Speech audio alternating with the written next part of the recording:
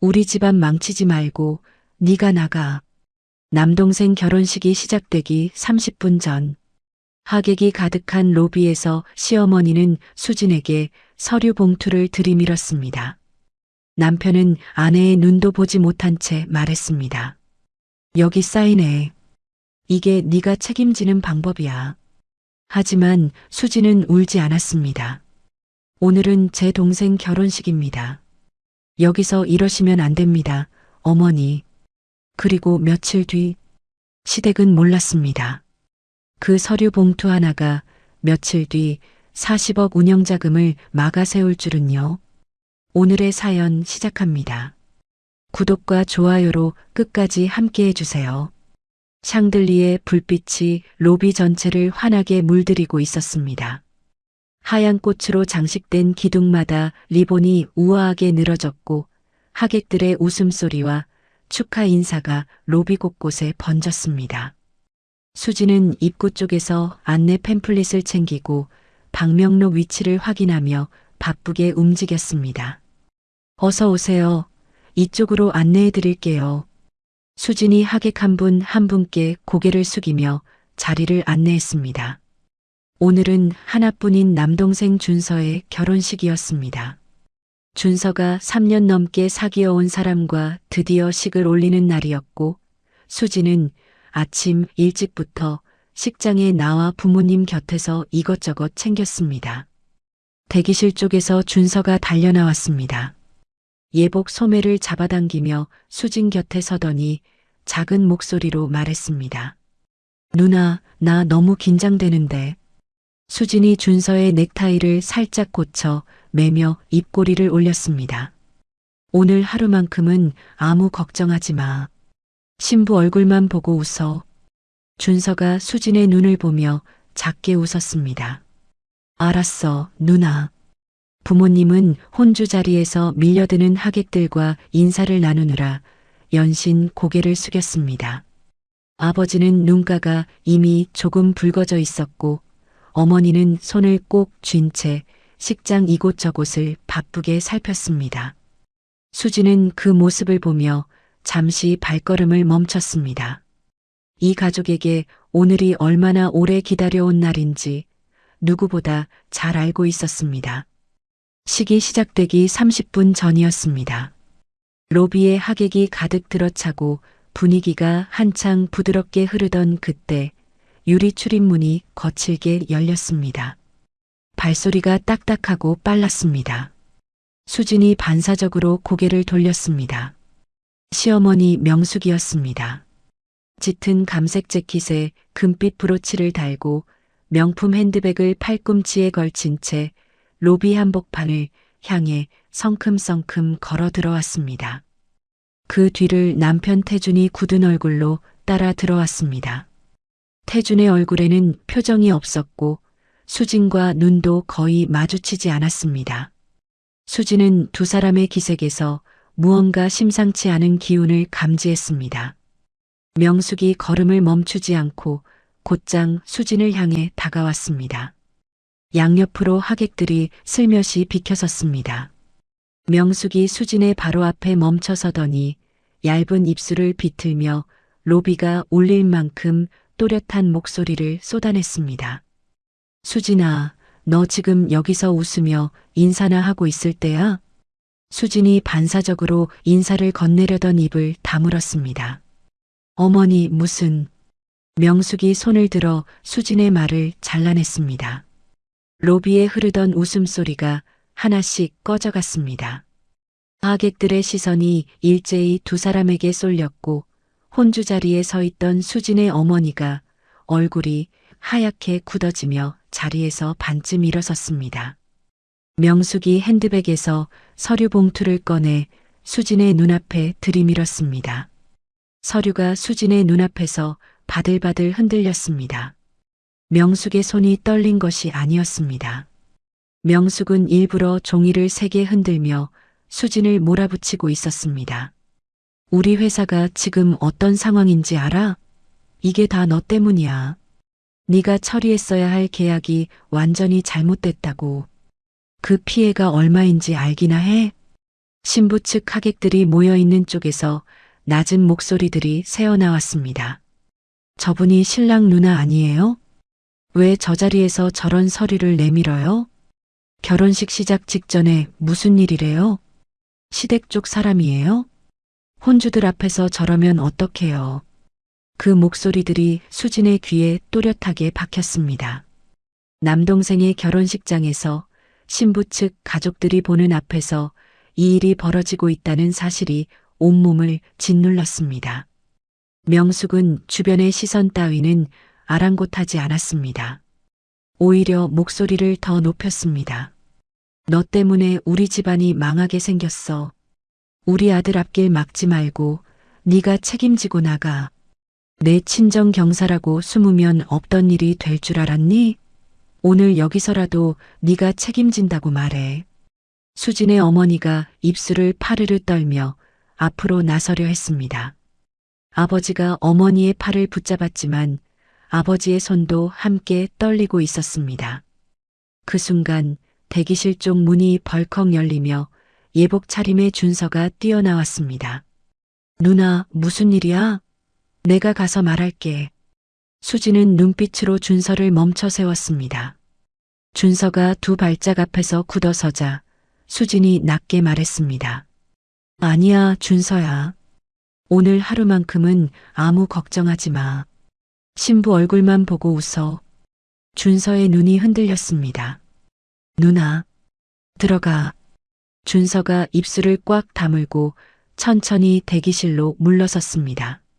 수진이 눈을 돌려 명숙을 다시 바라봤습니다.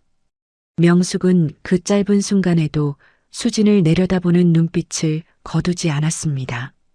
태준이 명숙의 옆에서 한 발 앞으로 나서며 또 다른 봉투를 수진의 손 위에 올려놓았습니다. 그는 끝내 수진의 눈을 제대로 보지 못했습니다. 여기 사인해. 이게 네가 책임지는 방법이야. 목소리가 낮고 건조했습니다. 수진이 눈을 내려 봉투를 확인했습니다. 서명만 해. 그러면 더 크게 만들지 않을게. 수진이 태준을 바라봤습니다. 태준 씨, 이 서류가 뭔지는 알고 들고 온 거예요? 태준은 대답하지 못했습니다. 시선만 옆으로 피했습니다. 수진이 두꺼운 서류 사이로 작게 보이는 글자들을 확인했습니다. 책임 확인서와 이혼 관련 서류가 함께 담겨 있었습니다. 가슴 한쪽이 세게 조여들었습니다. 수진은 자신이 남긴 마지막 검토 메모를 떠올렸습니다. 승인 보류라고 적힌 메모였습니다. 분명히 더 큰 손실로 번지기 전에 후속 진행을 막아두려던 메모였습니다. 그런데 어째서 계약이 진행됐는지, 어떻게 자신이 이 계약의 책임자가 됐는지 그 경위를 수진은 아직 정확히 알지 못했습니다. 지금 이 자리에서 따지면 안 돼.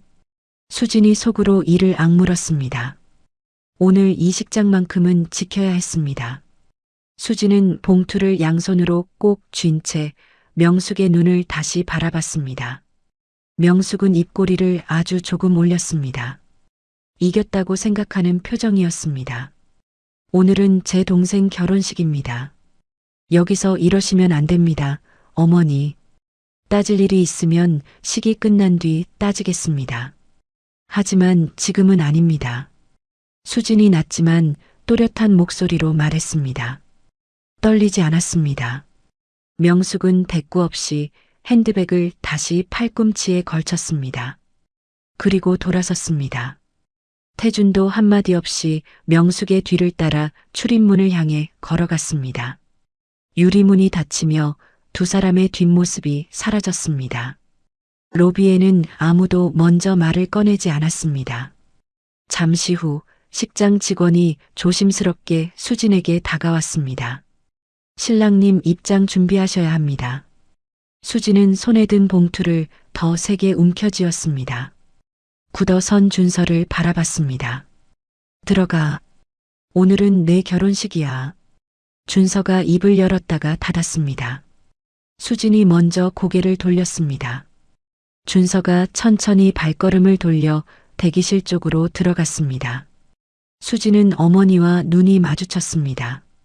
어머니의 눈에 눈물이 차올랐지만 수지는 고개를 가로저었습니다. 지금은 아니라는 뜻이었습니다. 수진이 손에 든 봉투를 내려다보며 삐져나온 서류 한 장을 천천히 안으로 밀어 넣었습니다. 손끝이 차가웠습니다. 이 모든 것이 정말로 자신 때문에 벌어진 일인지 반드시 그 진실을 확인해야겠다고 수지는 마음을 굳혔습니다. 결혼식이 끝난 뒤 수지는 곧장 집으로 돌아오지 않았습니다. 하객들이 빠져나간 식장 주차장 한쪽에 차를 세우고 조수석에 봉투를 내려놓은 채 한동안 핸들만 바라봤습니다. 명숙의 목소리가 귓속에서 자꾸 울렸습니다. 네가 처리했어야 할 계약이 완전히 잘못됐다고. 수지는 입술을 꽉 다문 채 봉투를 집어들었습니다. 집으로 돌아온 수지는 외투도 벗지 않은 채 식탁에 앉아 봉투를 열었습니다. 서류는 두 묶음으로 나뉘어 있었고 첫 번째 묶음은 책임 확인서였습니다. 서류 상단에는 이미 문구가 선명하게 찍혀 있었습니다. 계약 검토 책임자 이수진.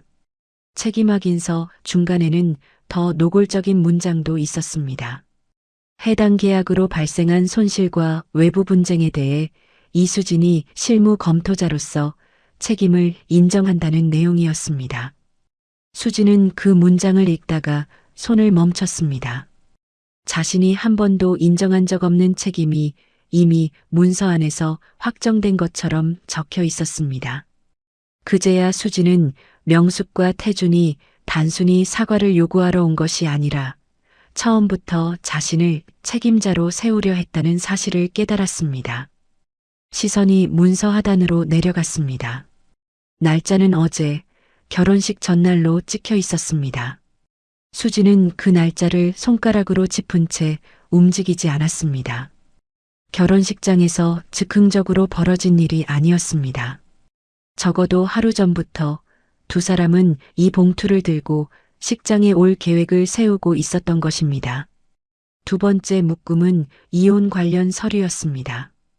태준의 서명이 이미 들어가 있었습니다. 수지는 서류를 천천히 소리나지 않게 덮었습니다. 그 순간 휴대폰이 짧게 울렸습니다. 태준이었습니다. 일 크게 만들지 말고 내일까지 서명해. 더 버티면 내 친정까지 곤란해져. 수진이 화면을 바라봤습니다. 화면 위쪽으로 친정 어머니의 부재중 전화가 눈에 들어왔습니다. 네 통이었습니다.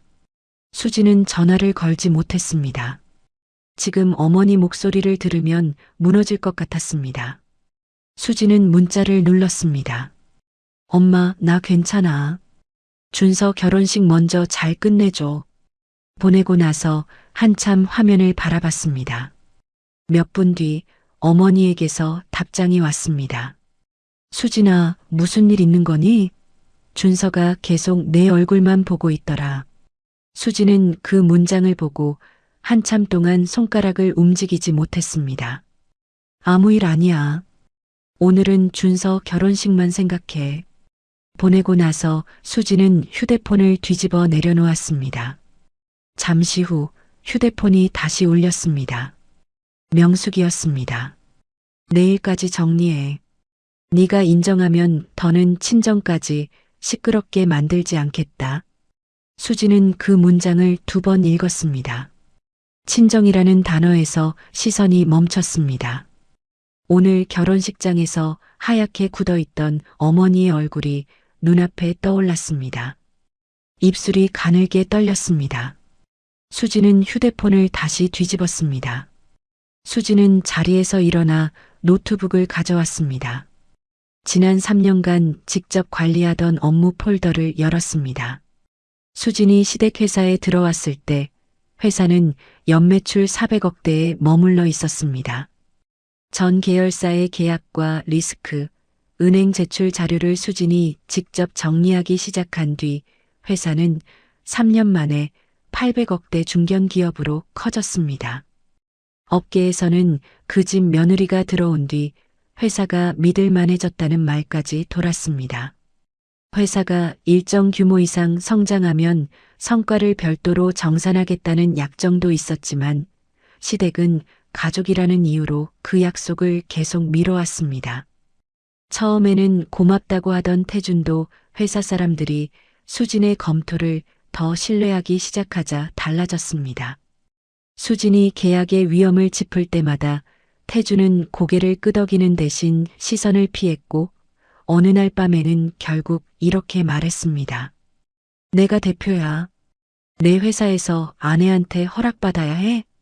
그 말이 나온 날 이후부터 태준은 수진의 검토를 기다리지 않았습니다. 2달 전 수진이 출장 중인 사이 태준은 대형 계약 하나를 혼자 최종 결제했습니다. 그 계약서는 거래처에 일방적으로 유리했습니다. 납품이 조금만 늦어져도 손해를 시댁 회사가 고스란히 떠안는 구조였고 해지 조건마저 상대방에게 유리하게 설계되어 있었습니다. 수진은 출장에서 돌아와 그 계약서를 확인하는 즉시 승인 보류 메모를 남겼습니다. 더 큰 손실로 번지기 전에 후속 진행을 막아두려던 조치였습니다. 수진은 문제의 계약 파일을 열었습니다. 화면 상단에 요약 정보가 펼쳐졌습니다. 최종 검토자 이수진. 수진의 눈이 그 옆 시간 표시로 이동했습니다. 그 시간 수진은 출장지에서 돌아오는 비행기 안에 있었습니다. 노트북은 꺼져 있었고 그 시간에 수진이 회사 시스템에 접속할 방법도 없었습니다. 손가락이 멈췄습니다. 스크롤을 더 내렸습니다. 자신이 승인 보류 메모를 남긴 날짜 이후에 결제가 진행된 흔적이 있었습니다. 검토 완료라는 표시 옆에 수진의 이름이 남아 있었습니다. 수진이 한 번도 남긴 적 없는 확인 표시였습니다. 이건 그냥 실수가 아니야. 수진이 원본 결제 기록 폴더를 열려고 했습니다. 접근 제한이라는 표시가 떴습니다. 예전에는 열리던 폴더였습니다. 누군가 의도적으로 자료 흐름을 틀어막고 있다는 것을 직감했습니다. 그때 휴대폰이 울렸습니다. 문자를 보낸 사람은 태준도 명숙도 아닌 회계팀장 박성민이었습니다. 사모님, 오늘 일 괜찮으십니까? 문제 계약 자료가 평소와 조금 다릅니다. 수진은 그 문장을 오래 바라봤습니다. 바로 전화를 걸지 않았습니다. 늦은 시간에 박성민이 이런 문자를 보냈다는 것은 그 역시 회사 안에서 누군가의 눈치를 보고 있다는 뜻이었습니다. 이어서 박성민의 2번째 메시지가 올라왔습니다. 검토 완료 시간이 이상합니다. 그 시간에 접속하신 게 맞습니까? 수진은 화면을 내려놓지 않았습니다. 자신만 이상하다고 느낀 게 아니었습니다. 3번째 메시지가 도착했습니다. 승인 보류 메모도 원래 위치에 없습니다. 사모님이 남기신 것이 맞는데 지금 파일 안에서 보이지 않습니다. 수진의 시선이 멈췄습니다. 승인 보류 메모. 그 한 줄이 사라졌다면 단순히 이름만 끼워 넣은 문제가 아니었습니다. 누군가 계약의 흐름 자체를 바꾼 것이었습니다.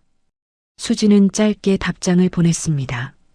팀장님, 이 파일 원본 기록 확인 가능합니까? 잠시 뒤 답장이 왔습니다. 지금은 접근 권한이 막혀 있습니다. 하지만 기록이 완전히 사라진 건 아닐 겁니다. 수진은 휴대폰을 내려놓고 메모지를 꺼냈습니다. 원본 기록부터 확인해야 했습니다. 누가 언제 수진의 이름을 끼워 넣었고 어떤 기록을 지워 결제를 넘겼는지가 핵심이었습니다. 다음 날 아침 수진은 밤새 거의 잠을 이루지 못한 채 자리에서 일어났습니다. 새벽 내내 메모지에 적어둔 목록을 들여다보다가 동이 트기 시작할 무렵에야 노트북을 덮었습니다. 샤워를 마치고 나온 수진은 거울 앞에 서서 셔츠 단추를 끝까지 채우고 어두운 재킷을 걸쳤습니다. 오늘은 회사에 가지 않을 생각이었습니다. 적어도 지금은 그 회사에 먼저 들어가 해명할 이유가 없었습니다. 수진이 향한 곳은 오피스텔 2동 건너에 있는 법무법인 사무실이었습니다. 업무상 자문을 받아온 곳이었고 수지는 이미 전날 밤 예약 문자를 보내두었습니다. 변호사가 수진의 맞은편에 앉아 서류 봉투를 펼쳐 살폈습니다. 책임 확인서와 이혼 관련 서류를 한 장씩 넘기던 변호사가 잠시 멈췄습니다. 작성일이 결혼식 전날이네요. 수진이 고개를 끄덕이자 변호사가 책임 확인서 중간 문장을 손가락으로 짚었습니다. 이 문장 위험합니다. 수진이 눈을 내렸습니다. 서명하면 어떻게 됩니까? 계약 손실을 본인이 인정했다는 자료로 쓰일 수 있습니다. 나중에 소송이 붙어도 이 서류가 먼저 나옵니다. 수진은 그 말을 듣는 순간 등줄기가 싸늘해지는 것을 느꼈습니다. 명숙과 태준이 결혼식장에서 서류를 들이민 이유가 그제야 더 분명해졌습니다. 사과를 받으려 한 것이 아니었습니다. 수진의 손으로 책임을 확정시키려 한 것이었습니다. 변호사가 서류를 내려놓으며 수진을 바라봤습니다. 지금 어떻게 하실 생각이십니까? 수진은 잠깐 손끝을 내려다봤습니다. 그리고 천천히 고개를 들었습니다. 그럼 제 이름부터 맡겠습니다. 더는 제 이름으로 움직이지 못하게 해주세요. 변호사가 펜을 들었습니다. 범위를 말씀해 주십시오. 수진은 가방에서 노트북을 꺼내 회사 조직도를 열었습니다. 모든 곳을 무작정 표시하지 않았습니다. 돈이 움직이는 곳, 계약이 갱신되는 곳, 자신의 이름이 실제로 사용된 곳만 조용히 골라냈습니다. 변호사가 화면을 들여다보다가 물었습니다. 회사에 보관된 서명 파일이나 검토 확인 도장도 있습니까? 있습니다. 계약서와 은행 제출 자료에 쓰기 위해 회사 서버에 등록해둔 확인 이미지가 있습니다. 그것도 사용 금지로 넣어 주십시오. 변호사가 받아 적으며 고개를 끄덕였습니다. 수지는 수신처를 하나씩 짚어나갔습니다. 본사와 주요 계열사, 주거래 은행, 핵심 거래처였습니다. 주거래 은행 담당자 이름 앞에서 수진의 손가락이 잠시 멈췄습니다. 지난 3년 동안 그 은행은 늘 수진의 검토 확인이 붙은 자료를 믿고 움직였습니다. 대출 심사도 운영자금 집행도 수진의 이름이 달린 서류를 기준으로 처리됐습니다. 수진은 망설이지 않고 그 담당자를 수신처에 포함했습니다. 이 수신처로 보내주십시오. 변호사가 화면을 확인하며 말했습니다. 내용 증명과 등기로 보내면 통지 내용과 도달 사실이 명확하게 남습니다. 나중에 증거로도 쓸 수 있습니다. 시작해 주십시오. 통지서 작성은 2시간이 걸렸습니다. 수지는 변호사와 나란히 앉아 문장 하나하나를 직접 확인했습니다. 통지서의 핵심은 3가지였습니다.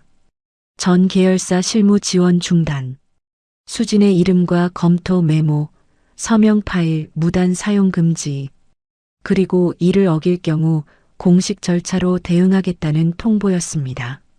수진이 낮게 물었습니다. 이 통지를 보내면 회사가 바로 흔들릴 수도 있겠죠? 변호사가 고개를 끄덕였습니다. 그럴 수 있습니다.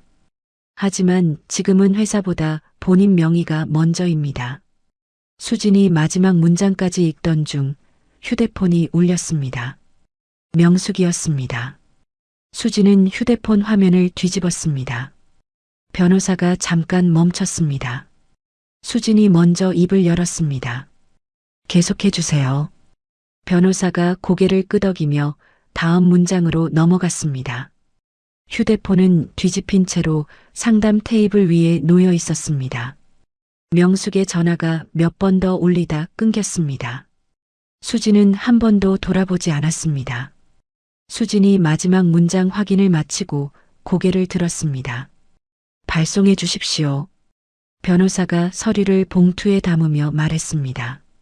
빠르면 오늘 오후, 늦어도 내일 오전까지는 각 기관에 도달합니다. 수진이 자리에서 일어나며 외투를 집어들었습니다. 등기 발송 확인서는 저한테 직접 보내주십시오. 알겠습니다. 수지는 사무실 문을 나섰습니다. 복도를 걸으며 휴대폰을 꺼냈습니다. 태준에게서 문자가 2통 더 와 있었습니다. 왜 연락이 없어? 오늘 중으로 서명해. 명숙의 문자도 있었습니다. 수진아, 더 늦기 전에 결정해. 네가 버티면 버틸수록 손해야. 네가 이렇게 버틴다고 달라질 것 같니? 수지는 두 문자를 확인하고 휴대폰을 주머니에 넣었습니다. 답장하지 않았습니다. 건물 밖으로 나온 수지는 근처 카페에 자리를 잡고 앉았습니다. 따뜻한 것을 시켰지만 거의 마시지 않았습니다. 잠시 후 휴대폰에 회사 내부 메신저 알림이 떴습니다. 오늘 오후 긴급회의. 이수진 관련 자료 전부 대표실로 취합. 수지는 그 문장을 읽고 화면을 캡처했습니다. 회사 안에서 이미 분위기가 만들어지고 있었습니다. 수진을 책임자로 세우기 위한 준비가 안팎으로 동시에 움직이고 있었습니다. 수진은 휴대폰을 테이블 위에 내려놓고 창밖을 바라봤습니다. 1시간쯤 지났을 때 사무실 직원에게서 메시지가 왔습니다. 내용 증명 발송 접수 완료됐습니다. 등기번호 보내드립니다. 숫자들이 화면을 채웠습니다. 수지는 등기번호 옆 수신처를 확인했습니다. 그 이름들은 지난 3년 동안 수진이 직접 연결해온 회사의 핵심 고리들이었습니다. 결혼식장에서 삼켜야 했던 말들 대신 지금 이 숫자들이 움직이기 시작한 것이었습니다. 수지는 화면을 끄고 카페를 나섰습니다. 그날 저녁 수지는 박성민에게 짧은 문자를 보냈습니다. 팀장님, 내일 아침 일찍 잠깐 통화 가능하십니까? 답장은 30초도 안 돼 왔습니다. 가능합니다. 몇 시든 괜찮습니다. 수지는 그 문자를 보고 잠시 눈을 감았습니다. 박성민이 누구 편인지는 아직 확신할 수 없었습니다. 하지만 어젯밤 3통의 메시지를 보내온 사람이었습니다. 승인 보류 메모가 사라진 것을 알고 있는 사람이었습니다. 그것만으로도 지금은 충분했습니다. 수지는 메모지를 집어들었습니다. 원본 기록부터 확인해야 했습니다. 결제가 넘어간 시간, 사라진 승인 보류 메모, 그리고 누가 수진의 이름을 끼워 넣어 결제를 넘겼는지 그 3가지면 충분했습니다. 통지서가 주요 수신처에 도달한 지 이틀째 되는 날 오전 10시도 되기 전 박성민에게서 전화가 왔습니다. 사모님, 주거래 은행에서 연락이 왔습니다. 40억 운영자금 집행을 일시 보류하겠다고 합니다. 수지는 휴대폰을 귀에 댄 채 창밖을 바라봤습니다. 이유는요? 은행 쪽에서 오늘 집행 예정이던 운영자금건을 멈췄습니다. 담당자가 기존 검토 라인에 변동이 생겼다고 보고 자료를 다시 보겠다고 합니다. 수진이 아무 말도 하지 않자 박성민이 조심스럽게 덧붙였습니다. 납품갱신건도 2곳에서 재확인 요청이 들어왔습니다.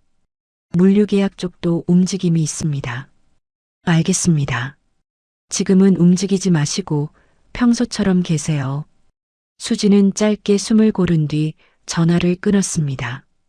얼마 지나지 않아 태준의 휴대폰으로 주거래 은행 담당자의 전화가 걸려왔습니다. 대표님, 이번 운영자금 집행건은 신용심사팀에서 일시 보류 의견을 냈습니다. 최근 3년간 제출된 운영자료와 리스크 검토 자료가 모두 같은 실무 책임자의 확인을 거쳐왔는데 해당 책임자의 명의 사용 금지 통지가 접수된 상황입니다. 태준이 미간을 좁히며 대답했습니다. 내가 대표인데 왜 그 사람 확인이 필요합니까? 대표보다 위라는 겁니까? 대표님 권한의 문제가 아니라 은행이 기존에 신뢰했던 자료 체계가 흔들린 문제입니다. 기존 확인 절차가 더 이상 유효하지 않다면 저희도 심사를 처음부터 다시 볼 수밖에 없습니다. 전화가 끊기자 태주는 휴대폰을 테이블 위에 내려놓으며 턱을 당겼습니다. 은행 담당자 앞에서 대표라는 말은 아무 힘도 쓰지 못했습니다. 본사 대회의실에는 오전부터 긴장감이 흘렀고 임원들이 하나둘 자리를 채우는 동안 태주는 앉은 채 아무 말이 없었습니다. 임원 한 명이 보고서를 테이블 위에 내려놓으며 입을 열었습니다. 대표님, 주거래 은행에서 40억 집행 보류 통보가 왔습니다. 오늘 중으로 책임자 확인 서류를 다시 내야 하는데 수진 씨 명의를 쓸 수 없는 상황이라 처리가 막혔습니다. 태준이 턱을 당기며 말했습니다. 다른 서류로 처리하면 되잖아. 다른 임원이 조심스럽게 말을 보탰습니다. 대표님, 다른 서류가 없습니다. 태준의 시선이 그 임원에게 꽂혔습니다. 무슨 뜻이야? 최근 3년간 은행 제출 자료는 거의 수진 씨 검토 확인을 전제로 움직였습니다. 그 체계 바깥에서 쓸 수 있는 서류가 지금 당장은 없습니다. 회의실이 잠시 조용해졌습니다. 그때 회의실 문이 열리며 직원 한 명이 두꺼운 자료철을 들고 들어왔습니다. 이번 주 안에 처리해야 할 서류들입니다. 임원이 자료철을 받아 펼쳤습니다. 상당수가 기존 양식상 수진 씨 검토 확인을 거쳐야 하는 서류입니다. 태준이 자료철을 훑어보다가 말했습니다. 다 빼고 다시 만들어. 박성민이 자리에서 일어서며 말했습니다. 수진 씨 확인 없이 돌아가는 새 절차를 지금 만들려면 은행과 거래처 심사를 처음부터 다시 받아야 합니다. 이번 달 자금 흐름은 버티기 어렵습니다.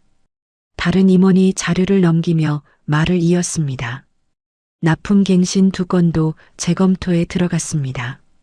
수십억 규모 하반기 갱신 조건까지 다시 보겠다는 통보가 왔습니다. 그때 임원 한 명의 휴대폰이 울렸고 화면을 확인한 임원의 표정이 굳어졌습니다. 거래처 쪽입니다. 잠깐 나가도 되겠습니까? 태준이 손을 저었습니다. 임원이 자리에서 일어나 회의실 밖으로 나갔습니다. 몇 분 뒤 임원이 굳은 얼굴로 다시 들어왔습니다. 핵심 거래처 쪽에서 이번 달 납품 일정표와 책임자 확인서를 다시 요구했습니다. 기존에는 수진 씨 검토 표시가 붙은 자료라 바로 본사 결제가 올라갔는데 이번 자료는 내부 심사부터 다시 받아야 한다고 합니다. 태준이 낮게 물었습니다. 그게 며칠이나 걸린답니까? 임원이 대답을 망설이다가 입을 열었습니다. 빠르면 일주일, 늦으면 이번 달 마감은 넘깁니다. 태준의 손끝이 자료철 위에서 멈췄습니다. 냉정하고 짧은 보고에 태준은 입을 열었다가 닫았지만 아무 말도 나오지 않았습니다. 보고를 받은 명숙은 회의가 끝나기도 전에 일어나 임원들 앞을 지나 복도 끝 응접실로 태준을 불러들였습니다. 며느리 하나 내보냈다고 40억이 막힌다는 게 말이 돼? 태준이 소파 팔걸이를 짚으며 대답했습니다. 은행이 형식을 문제 삼는 거야. 서류를 다시 만들면 그걸 지금 며칠 만에 다시 만들 수 있어? 월말이 며칠 남았는지 알아? 태준이 시선을 바닥으로 떨어뜨렸습니다. 명숙이 창가로 걸음을 옮기며 목소리를 낮췄습니다. 내가 그 애를 너무 쉽게 봤어. 손 하나 뗐다고 이렇게 빨리 구멍이 날 줄은 몰랐지. 태준이 고개를 들었습니다. 그럼 어떻게 할 거야? 수진이를 다시 불러들이는 건 없어. 절대로. 명숙의 목소리는 낮았지만 흔들리지 않았습니다. 명숙은 곧바로 영업본부장에게 전화를 걸었습니다. 수진이가 하던 자료 검토, 지금 당장 누가 대신할 수 있어요? 전화기 넘어가 잠시 조용해졌습니다. 사모님, 단순 검토가 아닙니다. 은행 제출 자료, 거래처, 리스크 조항, 물류 단가표가 전부 연결돼 있습니다. 하루 이틀 안에 대신할 사람은 없습니다. 명숙의 눈가가 가늘어졌습니다. 그럼 그동안 회사가 며느리 손 하나에 돌아갔다는 말이에요? 아무 대답도 돌아오지 않았습니다. 명숙이 전화를 끊고 태준 쪽으로 몸을 돌렸습니다. 지금 당장은 버텨야 해. 그리고 수진이가 스스로 물러설 수밖에 없게 만들어야 돼. 태준이 물었습니다. 어떻게? 수진이가 저렇게 버티는 건 자기가 안전하다고 믿기 때문이야. 그 생각부터 깨줘야지. 그때 응접실 문이 조심스럽게 열리고 법무팀장이 서류를 들고 들어왔습니다. 사모님 말씀하신 건으로 검토해 봤는데 통지서 자체는 본인의 명의 사용을 금지한다는 의사표시라 무리하게 고소하면 역으로 문제가 될 수 있습니다. 명숙이 법무팀장의 말을 바로 잘랐습니다. 그럼 업무방해로 만들어. 회사 자금이 막힌 건 사실이잖아. 이유야 법무팀에서 붙이면 되고. 법무팀장이 잠시 머뭇거리자 명숙이 한 발 앞으로 나서며 덧붙였습니다. 내가 법무팀 불러놨다고 했잖아. 방법을 찾아오라고. 법무팀장은 고개를 숙인 채 다시 서류로 시선을 내렸습니다. 그날 저녁 수진의 휴대폰에 박성민의 문자가 한 줄 들어왔습니다.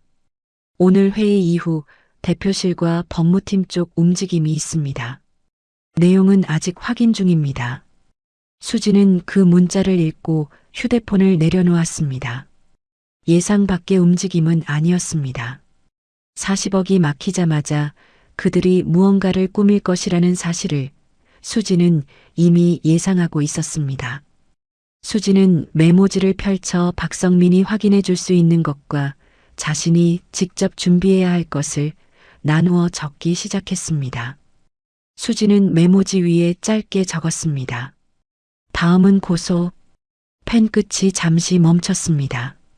예상한 순서 그대로야. 수진은 펜을 내려놓지 않았습니다.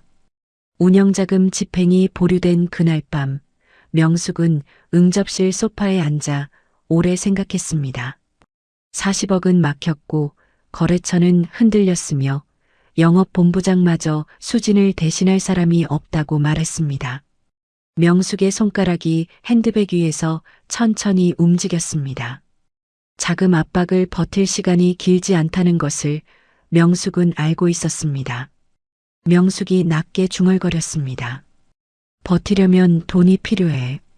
손가락이 휴대폰 화면 위에서 멈췄습니다. 그 집이면 돼. 오래전부터 눈여겨본 집안이 있었습니다. 부동산 자산가 집안의 외동딸이었습니다.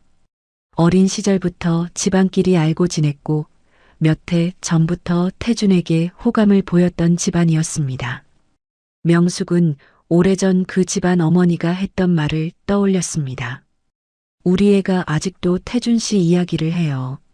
그때는 웃어넘겼던 말이었습니다. 이제는 달랐습니다.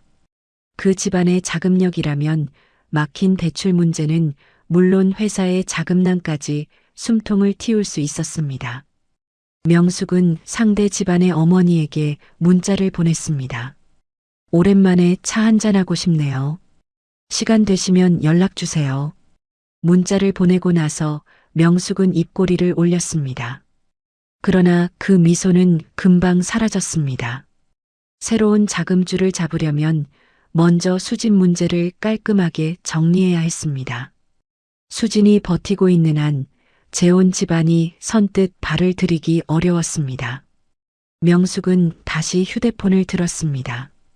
다음 날 오전 명숙은 본사 응접실로 내부 법무팀장을 따로 불렀습니다. 수진이가 보낸 통지서 업무방해로 걸 수 있다고 했지? 법무팀장이 서류를 펼치며 조심스럽게 말했습니다. 입증은 쉽지 않습니다. 다만 거래 관계가 진행 중인 상황에서 일방적으로 실무 지원을 끊어 회사에 손해를 줬다는 논리라면 고소장 작성은 가능합니다. 명숙이 팔짱을 끼며 말했습니다. 배임도 넣어. 수진이가 회사 자료를 외부에 유출했다고 볼 수 있잖아. 그건 구체적인 증거가 있어야. 그렇게 보이게 자료를 정리하면 되잖아. 법무팀장이 입을 다물자 명숙이 자리에서 일어나며 덧붙였습니다. 고소장이 접수되면 수진이는 당장 경찰서부터 가야 해. 그것만으로도 충분해. 재혼 집안에서 알게 되면 저쪽이 알아서 판단하겠지. 법무팀장은 명숙의 눈을 한번 마주쳤다가 시선을 내렸습니다. 명숙이 문 쪽으로 걸음을 옮기며 말했습니다. 일주일 안에 접수해. 오후 늦게 법무팀장이 고소장 초안을 들고 다시 응접실로 들어왔습니다. 명숙은 제목부터 훑었습니다. 업무상 배임, 업무방해, 회사 손해 발생. 명숙의 눈이 천천히 움직였습니다. 이걸 상대 집안에서 봐도 알아듣게 정리해요. 어려운 말 말고 며느리가 회사 돈줄을 막았다는 식으로. 법무팀장이 조심스럽게 말했습니다. 사모님, 수사기관 제출용 문서와 외부 설명 자료는 구분해야 합니다. 명숙이 서류를 덮으며 대답했습니다. 내가 필요한 건 둘 다야. 경찰서에 들어갈 종이, 그리고 저쪽 집안이 수진이를 의심하게 만들 종이. 법무팀장은 더 이상 대답하지 못했습니다. 그 시각 태주는 자신의 집무실에서 문제의 계약 파일을 열어두고 있었습니다. 화면에는 수진의 승인 보류 메모가 사라진 자리와 자신이 직접 끼워 넣은 수진의 검토 메모 파일이 함께 떠 있었습니다. 태주는 마우스를 움직여 그 파일을 다시 한번 확인했습니다. 손끝이 미세하게 떨렸습니다. 자신이 무슨 짓을 하고 있는지 몰라서가 아니었습니다. 알면서도 멈추지 못하는 것이었습니다. 태준이 낮게 중얼거렸습니다. 내가 잘못한 게 아니야. 그는 다시 파일명을 확인했습니다. 원래 수진이가 막았어야 할 일이었어. 검토를 뺀 것도, 독단으로 결제를 넘긴 것도, 회사를 위기로 몬 것도 모두 태준 자신이었지만 그의 머릿속에서 그 순서는 이미 바뀌어 있었습니다. 태준은 파일을 저장했습니다. 수진의 이름이 달린 검토 메모가 문제 계약서 안에 자리를 잡았습니다. 태준은 파일을 닫고 의자에 등을 기댔습니다. 눈을 감았습니다. 같은 시간 박성민은 회계팀 사무실에 남아 서버 접속 기록을 확인하고 있었습니다.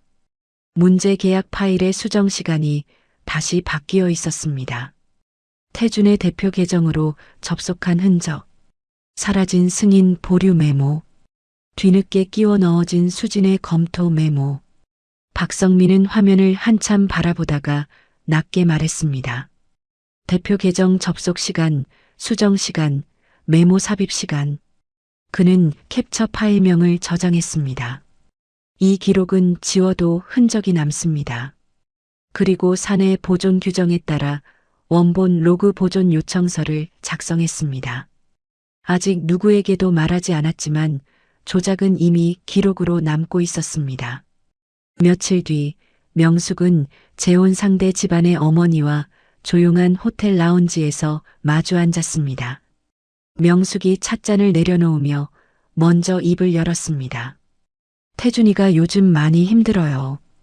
회사도 커지고 혼자 감당하기가 벅찰 나이잖아요. 상대방이 고개를 끄덕이며 말했습니다. 저희 딸이 아직도 태준 씨를 많이 생각한다는 건 아시죠? 명숙이 미소를 지었습니다. 그래서 오늘 이렇게 자리를 만들었습니다. 지금 집안 사정을 정리하고 있는 중이고 머지않아 깔끔하게 매듭 지을 수 있을 겁니다. 상대방이 찻잔을 들며 물었습니다. 그럼 지금 며느리분은 어떻게 되는 건가요? 명숙이 눈 하나 깜짝하지 않고 대답했습니다. 회사 손해에 책임이 있는 사람이에요. 며느리 책임으로 정리하면 됩니다. 그 집은 돈도 없으니 오래 못 버텨요. 지금 법적으로 정리 중이고 오래 걸리지 않을 겁니다. 그 말이 라운지의 조용한 공기 속으로 스며들었습니다. 상대방이 고개를 끄덕이며 찻잔을 내려놓았습니다. 그렇다면 저희 쪽에서도 한번 자리를 만들어 볼게요. 투자 이야기도 함께 나눠볼 수 있으면 좋겠고요. 명숙이 고개를 숙이며 환하게 웃었습니다. 그 웃음 뒤에서 명숙은 이미 다음 수순을 계산하고 있었습니다. 수진을 형사고소의 한복판으로 밀어넣는 것, 재혼 집안의 투자를 끌어들이는 것, 태준의 독단 결제 흔적을 지우는 것, 세 가지가 동시에 맞물려야 했습니다. 명숙은 자신이 판을 완전히 쥐고 있다고 믿었습니다. 고소장이 접수된 것은 그로부터 사흘 뒤였습니다. 업무상 배임과 업무방해, 시댁회사가 수진을 상대로 제기한 혐의였습니다. 수진의 휴대폰으로 경찰서 출석 요구 문자가 도착한 것은 그날 오후였습니다. 수진은 문자를 읽고 휴대폰을 내려놓았습니다. 예상했던 수순이었습니다. 수진은 법무법인 사무실로 전화를 걸었습니다. 고소장이 접수됐습니다. 출석 요구가 왔어요. 변호사가 잠시 침묵하다가 말했습니다. 출석 전에 저희 쪽에서 고소장 내용을 먼저 확인해야 합니다. 경찰서에는 날짜를 잡아 대응하면 됩니다. 수진이 창밖을 바라보며 말했습니다. 알겠습니다. 그리고 한 가지 더 박성민 팀장과 연결해 드릴 테니 내부 기록 보존 절차를 함께 확인해 주십시오. 변호사가 곧바로 대답했습니다. 알겠습니다. 수진은 전화를 끊고 박성민에게 짧은 문자를 보냈습니다. 팀장님, 고소장이 접수됐습니다. 법무법인 쪽과 연결해 드릴 테니 원본 기록 보존 절차를 공식으로 진행해 주실 수 있겠습니까? 답장은 빠르게 왔습니다. 준비하고 있었습니다. 언제든 연락 주십시오. 수진은 그 문자를 읽고 잠시 눈을 감았습니다. 명숙과 태주는 함정을 팠다고 믿고 있었습니다. 그러나 그 바닥에는 이미 수진이 먼저 깔아둔 원본 기록들이 있었습니다. 고소장 접수 며칠 뒤 오후 수진은 법무법인 변호사와 함께 경찰서 건물 앞에 섰습니다. 흐린 하늘 아래 경찰서 건물은 낮고 무겁게 가라앉아 보였습니다. 변호사가 나란히 걸으며 낮게 말했습니다. 조사실에서는 길게 말하지 않으셔도 됩니다. 묻는 것에만 짧게 답하시고 추가 진술이 필요하면 제가 옆에서 정리하겠습니다. 수진이 고개를 끄덕였습니다. 알겠습니다. 경찰서 로비로 들어가려는 순간 수진의 휴대폰이 짧게 울렸습니다. 시댁회사 법무팀 명의의 문자였습니다. 오늘 조사 전이라도 회사 손해를 인정하고 책임 확인서에 서명하면 고소 취하 여부를 검토할 수 있습니다. 수진은 문자를 읽고 화면에서 눈을 뗐습니다. 변호사가 화면을 보더니 낮게 말했습니다. 회유와 압박이 같이 들어간 문자입니다. 답하지 마십시오.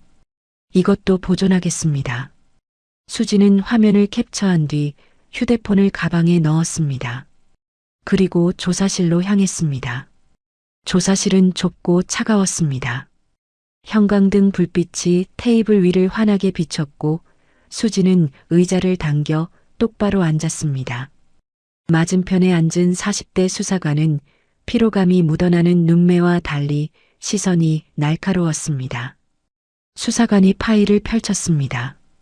이수진 씨, 오늘 오시느라 수고하셨습니다. 몇 가지 확인하겠습니다. 수진은 고개를 끄덕였습니다. 수사관이 서류 한 장을 꺼내 테이블 위에 올려놓았습니다. 시댁회사 측에서 제출한 자료입니다. 문제 계약서에 이수진 씨 검토 완료 표시가 있고 검토 메모가 첨부돼 있습니다. 이 부분 확인해 주시겠습니까? 수진은 서류를 내려다봤습니다. 자신의 이름이 찍힌 검토 완료 표시, 자신이 다른 업무에 남겼던 메모가 이 계약서에 붙어 있었습니다. 수진은 서류에서 눈을 떼지 않은 채 말했습니다. 이 검토 메모는 제가 이 계약서에 남긴 것이 아닙니다. 수사관이 받아 적다가 다시 물었습니다. 확인 표시 옆 시간도 이수진 씨 계정으로 접속한 기록으로 제출돼 있는데요. 수진이 고개를 들어 수사관의 눈을 바라봤습니다. 그 시간에 저는 출장지에서 돌아오는 비행기 안에 있었습니다. 노트북은 꺼져 있었고 회사 시스템에 접속할 방법도 없었습니다. 수사관이 고개를 끄덕이며 다시 물었습니다. 업무 지원 중단 통지서를 발송하신 건 맞습니까? 맞습니다. 법무법인을 통해 공식 절차로 발송했습니다. 발송 시점에 회사 자금 흐름에 영향을 줄 것이라는 점은 알고 계셨습니까? 수지는 잠시 손끝을 내려다봤습니다. 그리고 다시 고개를 들었습니다. 제 이름이 무단으로 사용되고 있었기 때문에 공식적으로 금지를 통보한 것입니다. 그로 인한 영향은 제 명의를 무단으로 사용한 쪽에서 책임져야 할 문제입니다. 수사관이 다시 파일을 넘겼습니다. 이번에는 시댁회사가 제출한 피해 추산표였습니다. 40억 운영자금 집행 보류, 납품 갱신 지연, 하반기 거래 조건 재검토, 항목마다 수진의 통지서 발송 이후 발생한 손해라는 표시가 붙어 있었습니다. 수사관이 물었습니다. 회사 측에서는 이 통지서 때문에 자금 집행이 막혔다고 주장합니다. 이 부분에 대해서도 같은 입장이십니까? 수지는 피해 추산표를 천천히 훑어봤습니다. 숫자는 커 보였지만 순서가 빠져 있었습니다. 태준의 독단 결제, 사라진 승인 보류 메모, 수진의 이름으로 찍힌 검토 완료 표시, 그 모든 과정이 빠진 채 마지막에 보낸 통지서만 원인처럼 적혀 있었습니다. 수진이 조용히 대답했습니다. 이 표에는 손해가 발생한 순서가 빠져 있습니다.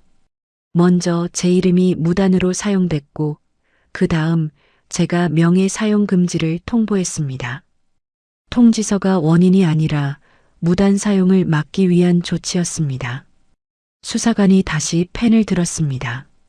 그럼 이 피해 추산표 자체가 사실관계를 일부 누락하고 있다는 말씀이십니까? 네. 원본 결제 기록과 승인 보류 메모의 삭제 시점을 확인하면 순서가 나올 것입니다. 변호사가 옆에서 낮게 덧붙였습니다.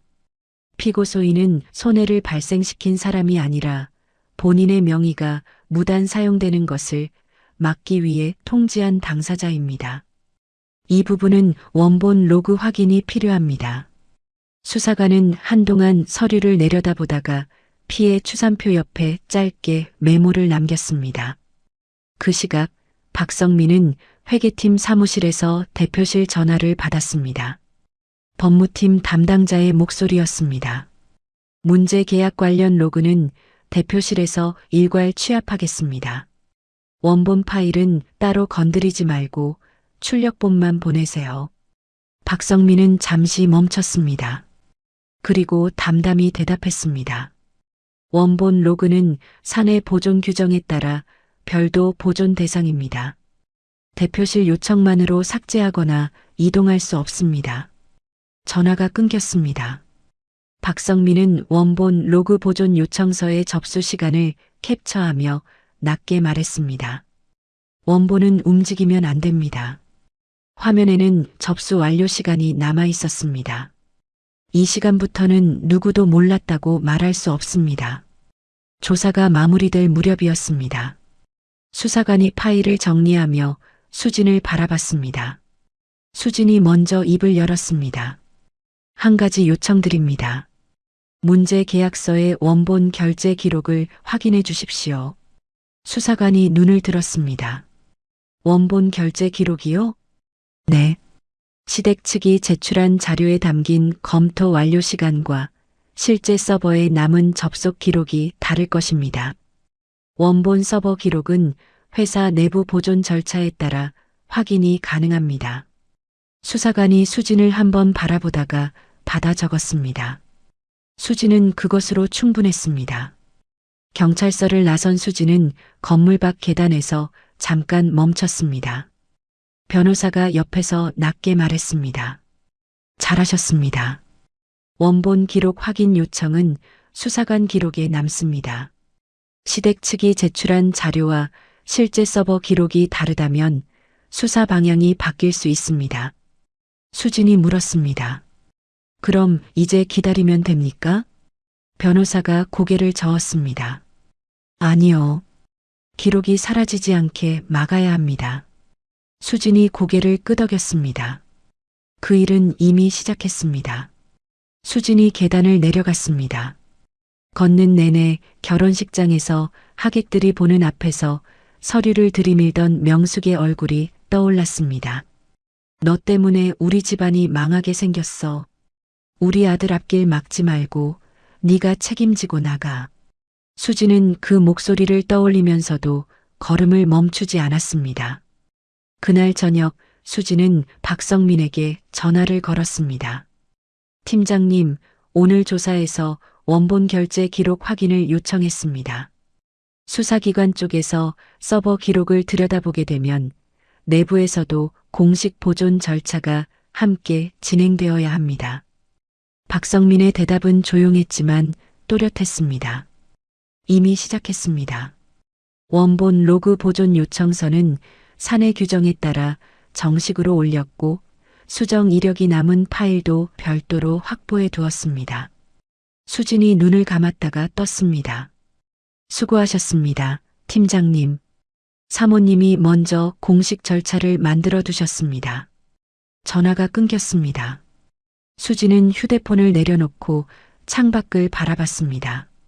한편 수진이 경찰 조사를 받고 나왔다는 연락을 받은 명숙은 자신의 응접실에서 승리를 확신하고 있었습니다. 수진이 조사를 받았다는 사실만으로도 재혼 집안을 흔들기에 충분하다고 생각했습니다.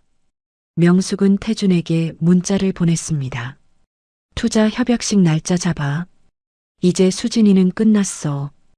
그 문자가 도착한 시간, 박성민은 회계팀 사무실 서버 앞에 앉아 원본 기록 보존 절차를 마무리하고 있었습니다. 수진이 제출할 원본 기록들은 하나씩 안전하게 보존되고 있었습니다.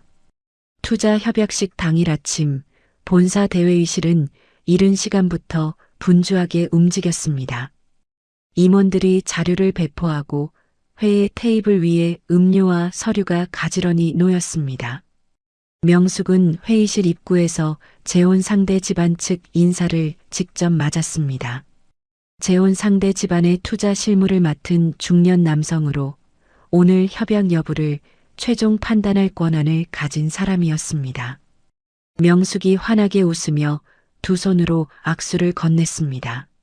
오시느라 수고하셨습니다. 오늘 좋은 자리가 될 겁니다. 상대 측 인사가 고개를 끄덕이며 회의실 안으로 들어섰습니다. 태주는 상석 옆에 서서 임원들과 짧게 인사를 나눴습니다. 오늘만 넘기면 된다고 태주는 속으로 되뇌었습니다. 명숙이 자리를 잡고 앉으며 임원들을 둘러봤습니다. 회의실 분위기는 팽팽했지만 명숙의 표정은 여유로웠습니다. 수진은 이미 끝났다고 믿었습니다. 회의가 시작되기 직전이었습니다. 회의실 문이 다시 열렸습니다. 수진이 법무법인 변호사와 함께 들어섰습니다.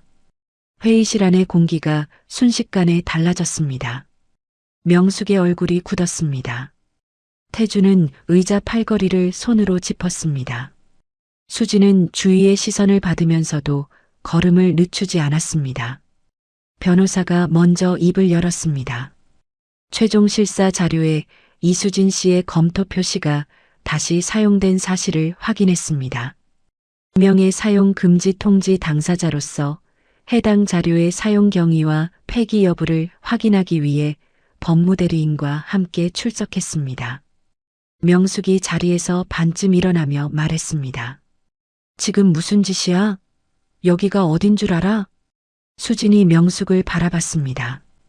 공식 통지에도 불구하고 제 이름이 사용됐습니다. 그 사용 경위는 제가 직접 확인해야 합니다. 어머니. 명숙이 입술을 짓눌렀습니다. 그때 상대 측 인사가 조용히 손을 들었습니다. 잠시만요. 최종 실사 자료에 이수진 씨의 검토 표시가 사용됐다는 말씀이 맞습니까? 변호사가 준비해온 서류 한 장을 테이블 위에 올렸습니다. 해당 표시가 포함된 실사 자료 사본입니다. 이미 명예 사용 금지 통지가 도달한 뒤 작성된 자료입니다. 상대 측 인사는 서류를 받아 천천히 넘겼습니다.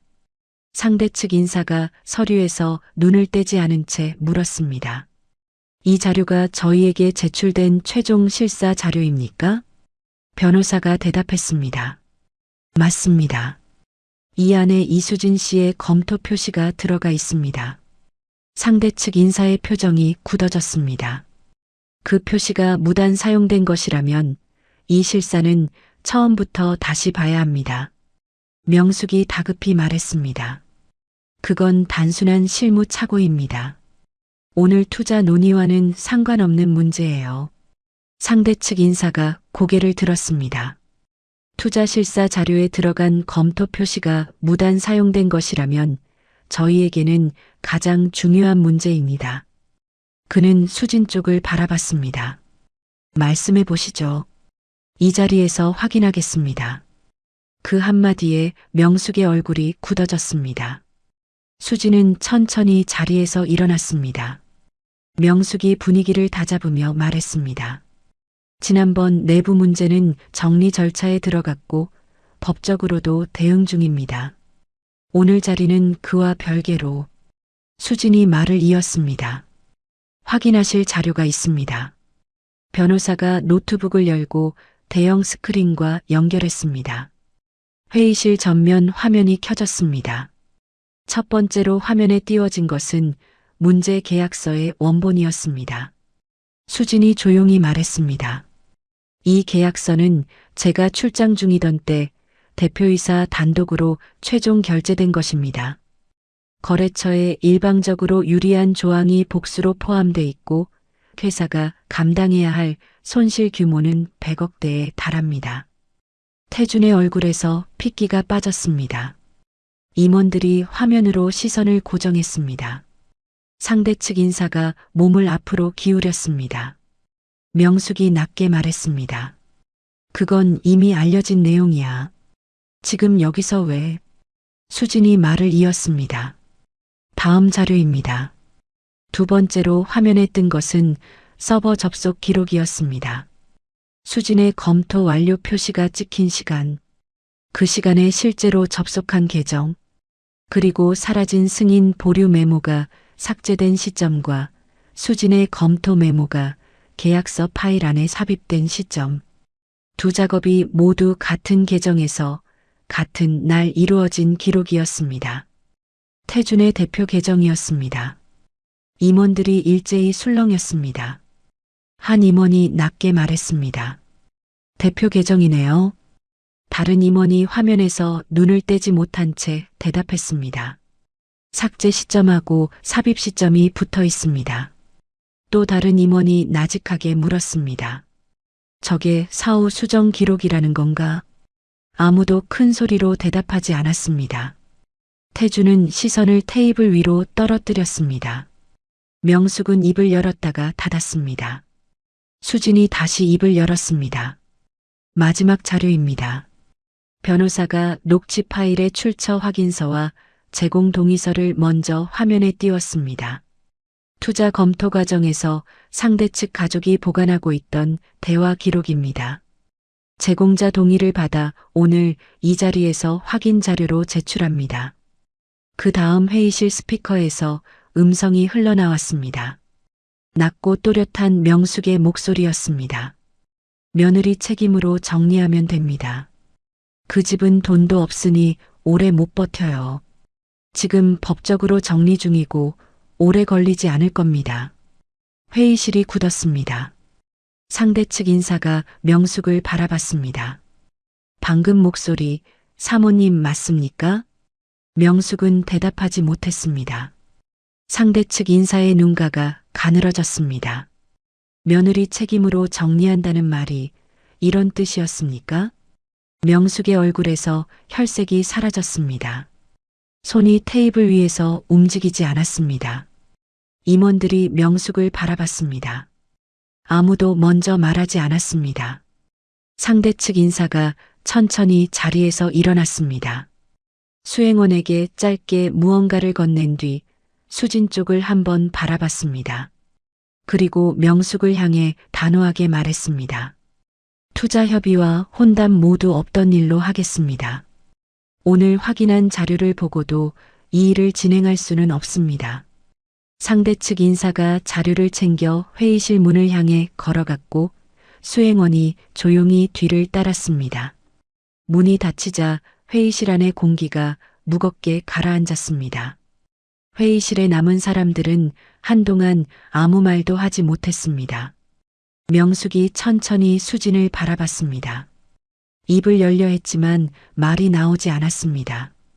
처음으로 명숙의 눈에서 여유가 사라졌습니다.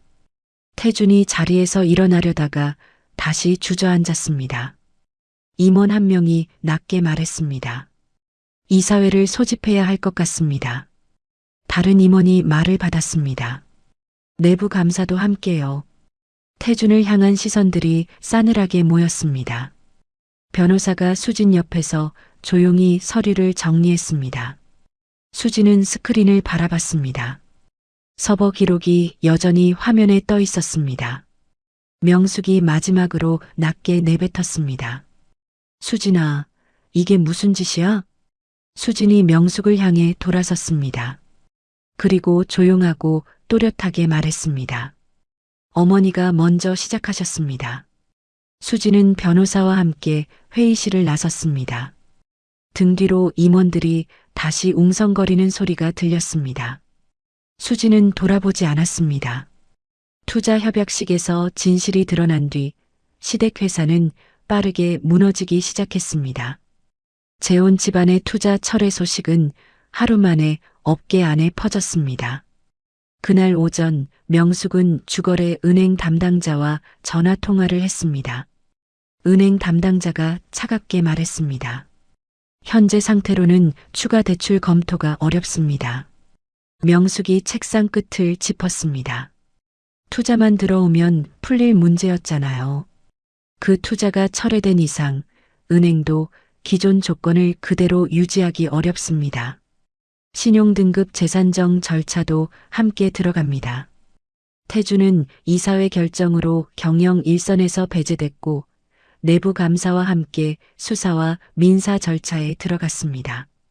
서버 기록과 사후 조작 이력이 수사기관에 제출되면서 수사 방향은 수진이 아니라 시댁 측 제출 자료의 조작 여부로 향하기 시작했습니다.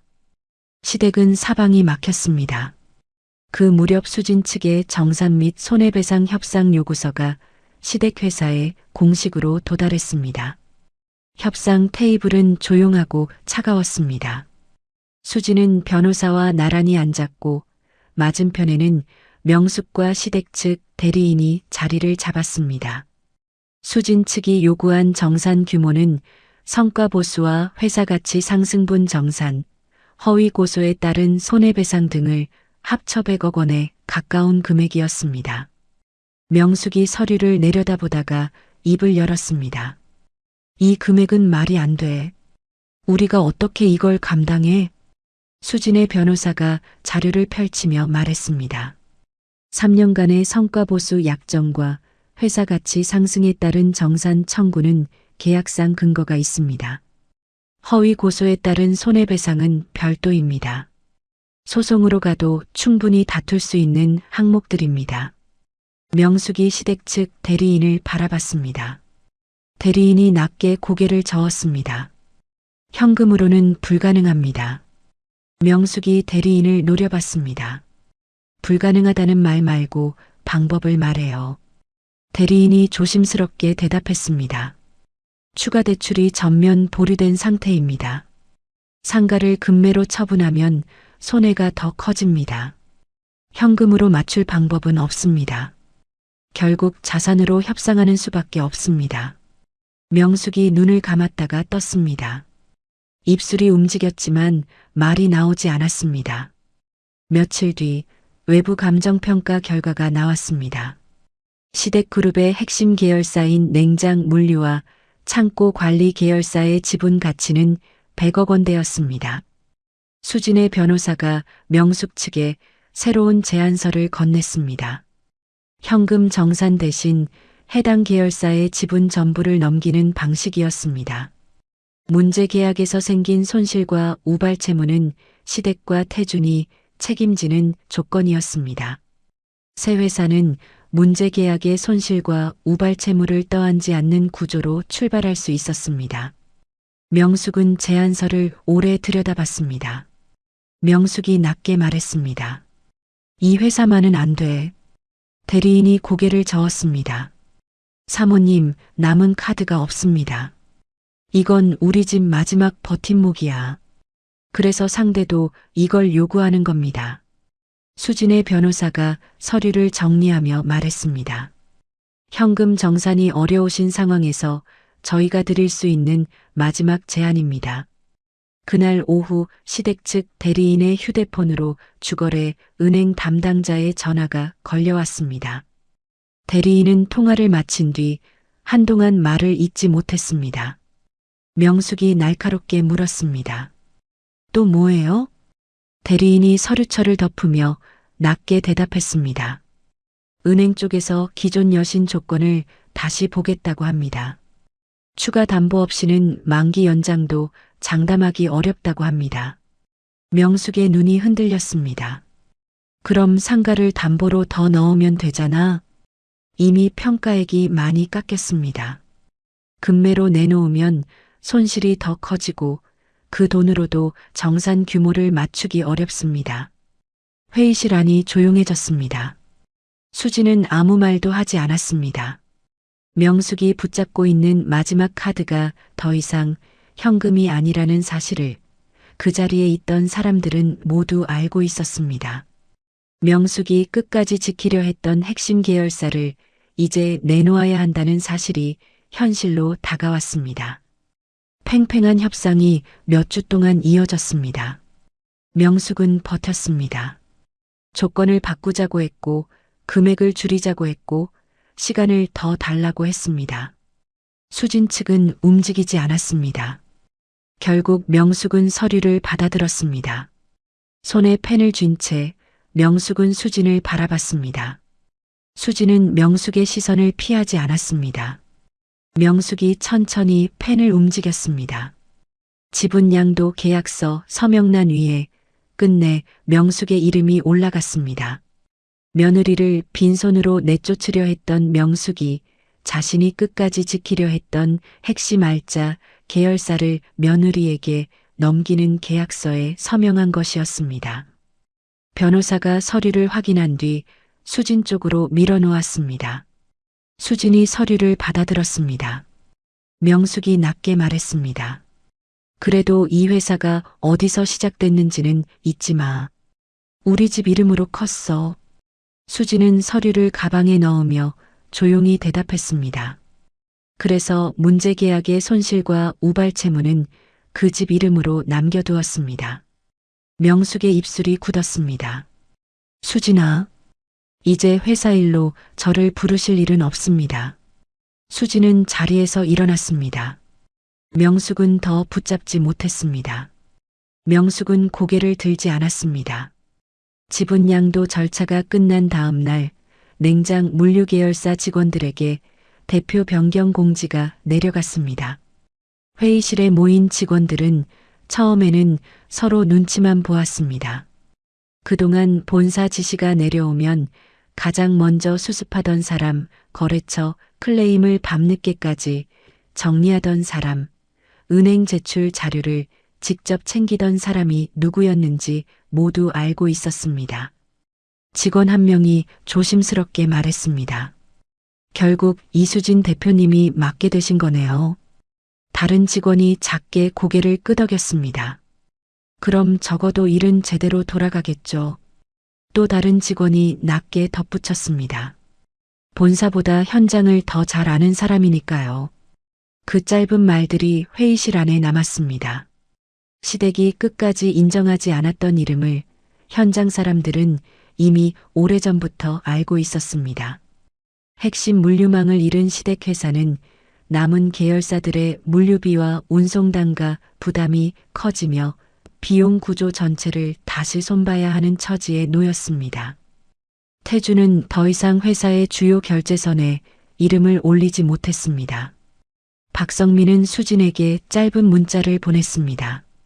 대표님, 새 회사의 재무 책임자로 함께하고 싶습니다. 허락해 주시겠습니까? 수진은 그 문자를 읽고 잠시 멈췄습니다. 그리고 답장을 보냈습니다. 함께합시다, 팀장님. 첫 출근을 앞둔 전날 저녁, 수진의 메일함에 거래처 한 곳에 회신이 도착했습니다. 대표 변경 이후에도 기존 물류 계약을 유지하겠습니다. 다만 향후 모든 정산과 조건 협의는 이수진 대표님 명의의 새 회사와 직접 진행하겠습니다. 수진은 메일을 천천히 읽었습니다. 그리고 낮게 말했습니다. 이제 제 이름으로 책임지겠습니다. 메일 화면에는 이수진 대표님이라는 호칭이 선명하게 남아 있었습니다. 지난 3년 동안 시댁회사 이름으로 처리했던 일들이 이제는 자신의 이름 앞으로 돌아오고 있었습니다. 계약은 그대로였지만 책임의 방향이 달라졌습니다. 누군가의 며느리라는 이름 뒤가 아니라 대표 이수진이라는 이름 앞으로 온 것이었습니다.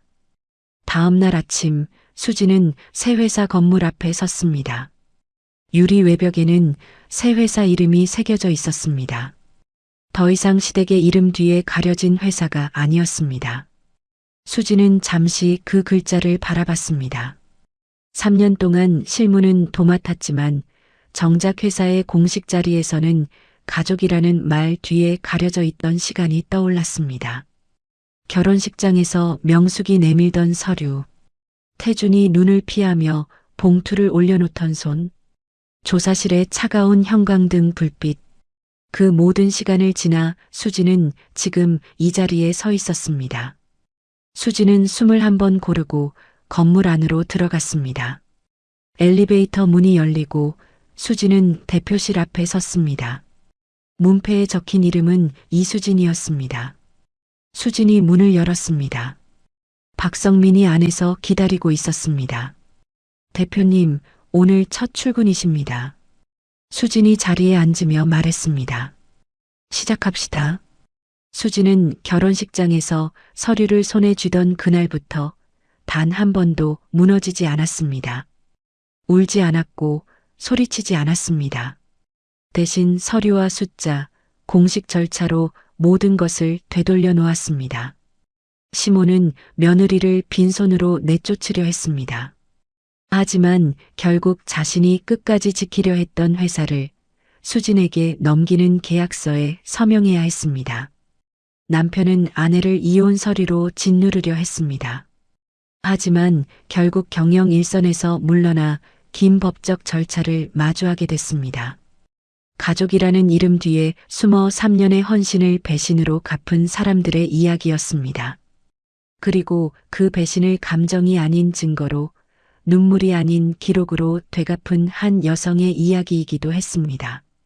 억울한 일을 당했을 때 가장 무서운 사람은 소리치는 사람이 아닙니다. 조용히 메모지를 꺼내드는 사람입니다. 긴 이야기 끝까지 함께 해주셔서 감사합니다. 여러분의 가정에 언제나 웃음과 건강이 함께 하시길 기원합니다. 구독과 좋아요, 한 줄 댓글은 다음 사연 제작에 큰 힘이 됩니다.